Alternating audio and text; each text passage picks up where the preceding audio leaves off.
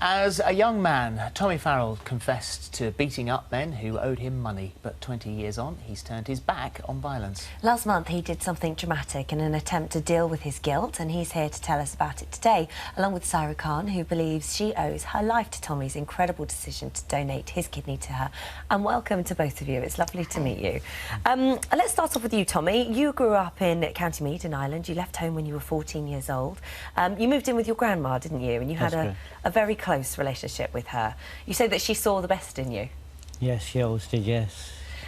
So you were around about your 20s, you started to work in pubs and clubs on the door? No, when I was 14 I started working in pubs. Oh, so you started very young? Yes.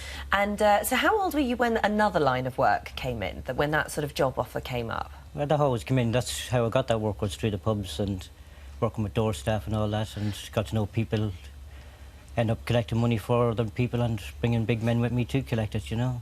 So you were kind of debt collecting? Yes. Turning up at people's houses? Turn up at people's houses, collecting money off them. If they hadn't got the money, make sure that have it the following week, threaten their families, whatnot, you know. And you've said that you had no hesitation in being violent. No, back then I was young and, you know, the money was good, it was a good buzz, you know. But then as you get older, you have kids yourself and you realise it's not the life you want. Yes, sure. And you moved, in fact, you moved over to England to sort of get away from it all, but actually... Yes. It travelled with you here, and it was difficult to sort of turn it down. Well, when I moved over here 7 years ago, I ended up working for some people, and I kind of got dragged into it straight away, nearly, you know. And so this is a way of life that you had fallen into, where you were obviously very effective at it, and so there were people that you seriously injured. Yeah, well, I'm not a big man myself, but I did have big people with me, so it was quite easy, you know. And did you just feel, normal people, you know, when you were watching these beatings or taking part in these beatings, that that there was any guilt in you there, or was it later when you started to feel guilty? It was later on one occasion when we were beating up this gentleman, and I turned around and there his kids were watching me, you know. So then I thought, how would I like that to happen to me, you know? I can imagine that was nearly the end of it. And then I moved over to London and kind of got dragged into it straight away, nearly then again, you know.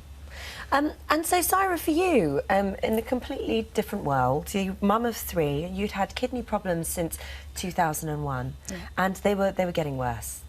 Yeah, it's just recently, since my last pregnancy, that's when my kidney deteriorated much more, and that's when the doctor said that you've got to have transplant or go on dialysis, basically. And not easy. I mean, the sort of process yeah, of so that's why it's been quite difficult for the last 2 or 3 years. Yes. What sort of options did you look into?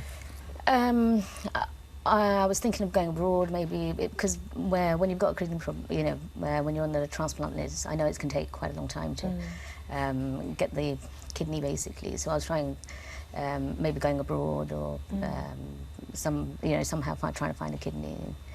So how did you two meet up? What was the process? My husband actually knew him, and he had some legal work with my husband, and then that's when my husband told him that we're trying to find a donor. And I was actually with my husband when he got the call when you were let down from a donor. Yeah.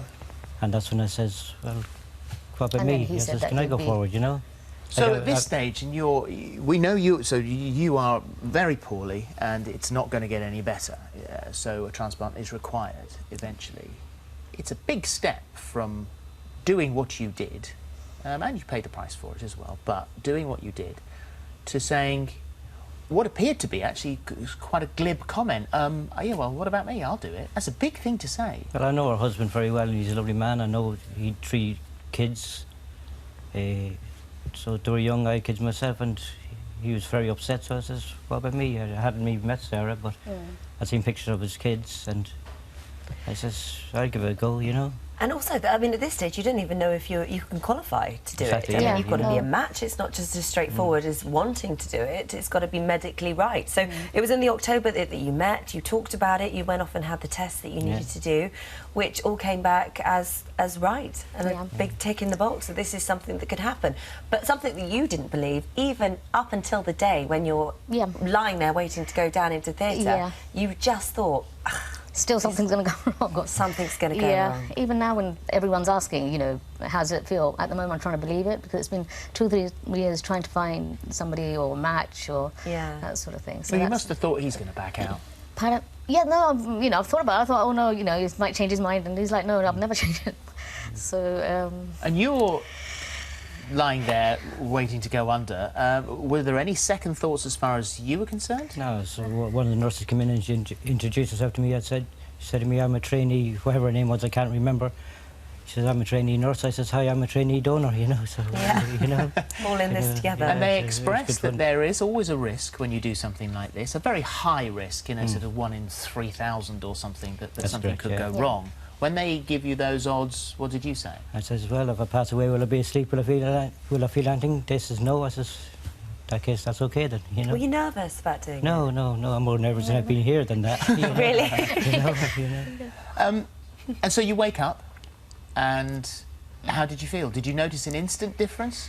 I suppose you've had no, I think major there's a lot of surgeries, pain, it's so at going the to take a moment, while. at that time, not much, but I just asked the doctors, is everything working okay, and how's Tommy, basically, so that was my main sort of... Yeah. Yeah, I bet. Yeah, so that's why the doctor's like, no, everything's working fine. And now he's done it, what do you think of him? How is he treated and seen within the family? Oh, I can't express, you know, I'm very thankful to him. There's no words that can express my thankfulness. You know, now I can look after my kids properly, I can get on with my life. I'm a teacher, so I can teach, you know, kids, so I can, you know, start thinking about the future. Whereas before it was like always a worry, what's going to happen?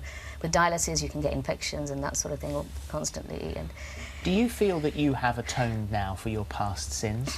Yes, I've met a lovely family, you know. Our kids call me Uncle Tommy, and yeah, you know, no, they love him so. you know, so it's great, and they've got me closer to my family now, I believe too, you know.